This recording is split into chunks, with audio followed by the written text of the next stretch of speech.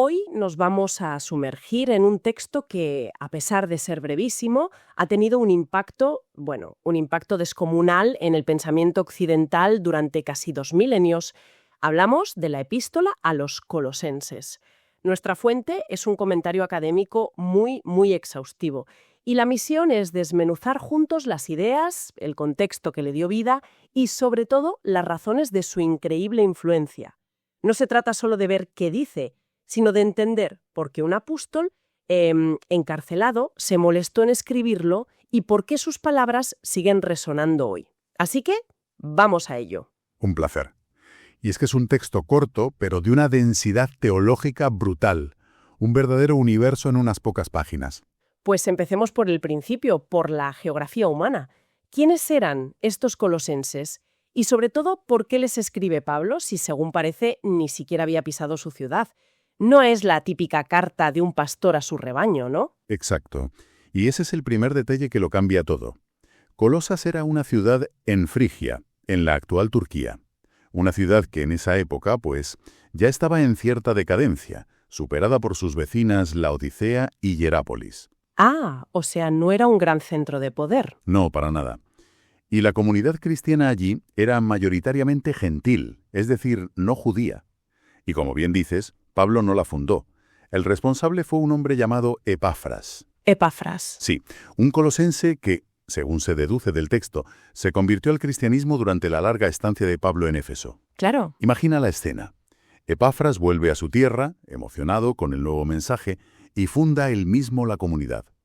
Es él quien, tiempo después, viaja a Roma para ver a Pablo y le cuenta, preocupado, los problemas que están surgiendo. Entiendo. La carta es la respuesta de Pablo a ese informe de Epafras. O sea, que es una intervención a distancia, casi un acto de consultoría teológica de emergencia. Y hablando de Pablo, estamos 100% seguras de que la escribió él. Con textos tan antiguos, la autoría siempre es un tema delicado. Es una pregunta legítima, pero en este caso la evidencia histórica es muy sólida. El comentario que manejamos es muy claro al respecto. Sí. Sí. Figuras clave de la Iglesia primitiva, hablamos de gente como Justino Mártir o Ireneo en el siglo II, ya citaban esta carta y se la atribuían sin dudar a Pablo. No es un texto que apareciera de la nada, ¿sabes? Tiene un linaje, una trazabilidad que se remonta casi a los inicios. Vale, autoría sólida. ¿Y el lugar desde donde se escribe? Me parece fundamental. No es lo mismo escribir desde un despacho cómodo que desde una celda. Totalmente. La carta nace en Roma, durante el primer encarcelamiento de Pablo. Pero ojo, no hay que imaginar una mazmorra oscura. Vale. Era más bien un arresto domiciliario. Tenía cierta libertad para recibir visitas, para escribir. Fue un periodo increíblemente fructífero. Fructífero. Estando preso. Suena paradójico. Sorprendentemente, sí. De hecho, esta carta forma parte de un paquete. Se envió junto con las epístolas a los Efesios y a Filemón. Las tres a la vez. Las tres viajaron juntas llevadas por el mismo mensajero, un tal Tíquico. El comentario incluso se atreve a proponer un orden. Pablo habría escrito primero una carta a los de la Odisea, que por cierto se ha perdido. Vaya. Luego esta a los colosenses y finalmente la de los Efesios, que parece una versión más desarrollada y general de las mismas ideas. Es como si estuviera gestionando una crisis regional desde su arresto en Roma. Una crisis. Ahí queríamos llegar. Toda carta de este calibre responde a un problema gordo. ¿Cuál era el incendio que Pablo intentaba apagar desde Roma? Pues el problema gordo, la razón por la que Pablo coge la pluma, es que se estaba colando en la comunidad una enseñanza muy rara. El texto la llama una filosofía hueca y sutil. No era una herejía frontal como negar a Cristo, sino algo mucho más insidioso. Un sincretismo. Una especie de greatest hits de las religiones de la zona, ¿no? Un poco de esto, un poco de aquello. Es una analogía perfecta. Estaban mezclando el mensaje cristiano original con dos corrientes muy potentes. Por un lado, un judaísmo muy ritualista. La obsesión por las dietas, los días de fiesta, las lunas nuevas, los sábados ceremoniales. Vale, la parte más legalista. Eso es. Y por otro lado, y esto es lo más exótico, lo que el comentario llama una teosofía oriental. Espera, teosofía oriental suena muy grandilocuente. ¿Qué era eso en la práctica? Pues en la práctica significaba dos cosas. Un ascetismo muy severo, la idea de que el cuerpo es malo y hay que castigarlo con ayunos y privaciones para purificar el espíritu, y sobre todo el culto a los ángeles. El culto a los ángeles. ¿Por qué? A nosotros nos suena extraño, pero ¿tenía alguna lógica para ellos? Sí, sí la tenía. ¿Era por una especie de falsa humildad la idea de que no se podía molestar a Dios directamente y era mejor ir a través de intermediarios? Has dado en el clavo. Proponían una jerarquía cósmica. Dios estaba muy lejos, era inaccesible. Entre Dios y la humanidad había toda una serie de emanaciones o poderes angélicos. Una escalera. Exacto, una escalera. Y para llegar a la plenitud espiritual había que ir ascendiendo por ella, venerando a esos intermediarios. La promesa era tentadora, un conocimiento superior, secreto solo para iniciados. Una especie de versión premium del cristianismo que les había predicado Epafras. Suena a lo que más tarde se conocería como gnosticismo, esa idea de la salvación a través del conocimiento oculto. La pregunta es, ¿por qué allí? ¿Por qué en un rincón perdido de Frigia prende esa mecha? Y aquí es donde el contexto que nos da el comentario es oro puro. Ofrece dos razones que son fascinantes. A ver. La primera es cultural. Los frigios, como pueblo, tenían una predisposición natural al misticismo, a lo extático. Su religión principal era el culto a Cibeles, la diosa madre, que implicaba a ritos muy salvajes, muy emocionales. Entiendo. Estaban, por así decirlo, culturalmente preparados para buscar experiencias espirituales intensas y poco convencionales. No se conformaban con un mensaje sencillo. Exacto. Y la segunda razón es histórica y demográfica. Siglos antes, Alejandro Magno, para pacificar la región, reasentó allí a 2000 familias judías traídas de Mesopotamia y Babilonia. ¡Qué locura! O sea que, sin quererlo, Alejandro Magno creó el caldo de cultivo perfecto para una herejía cristiana 300 años después. Es una de esas conexiones históricas que parecen sacadas de una novela. Totalmente. Creó un crisol único donde el judaísmo, que ya venía con influencias místicas de Babilonia, se mezcló con la espiritualidad local frigia. Era el lugar perfecto para que alguien llegara y dijera: lo que os han contado es solo el principio. Yo tengo el mapa completo, el conocimiento secreto que une todo esto. Entonces, ¿qué significa todo esto? Ante este cóctel de ángeles, dietas, calendarios y misticismo, ¿cuál es la estrategia de Pablo? ¿Se pone a desmontar cada idea una por una? No, hace algo mucho más radical y brillante. En lugar de jugar a la defensiva y rebatir punto por punto, lanza una ofensiva total. Su argumento es de una simplicidad aplastante: la absoluta, total y cósmica suficiencia y preeminencia de Cristo. No se detiene en los detalles de la herejía. Directamente la hace irrelevante. La anula por elevación. Exactamente. Su lógica es: si Cristo lo es absolutamente todo, el creador, el sustentador, el reconciliador y la meta de todo el universo, ¿qué sentido tiene buscar extras? ¿Para qué necesitas intermediarios angélicos, rituales o una sabiduría secreta si en él ya lo tienes todo? El comentario insiste mucho en que el capítulo 1 es el corazón de todo. Es ahí donde Pablo despliega toda la artillería teológica. ¿Cuáles son esas afirmaciones tan demoledoras sobre Cristo? Es que ese capítulo contiene una de las declaraciones sobre la identidad de Cristo más altas de toda la Biblia. Pablo lo presenta en dos grandes relaciones. La primera es su relación con Dios y con la creación. Lo llama la imagen del Dios invisible. Y luego añade esa frase: el primogénito de toda creación. Y esa palabra primogénito es donde se han liado muchísimos debates a lo largo de la historia, ¿verdad?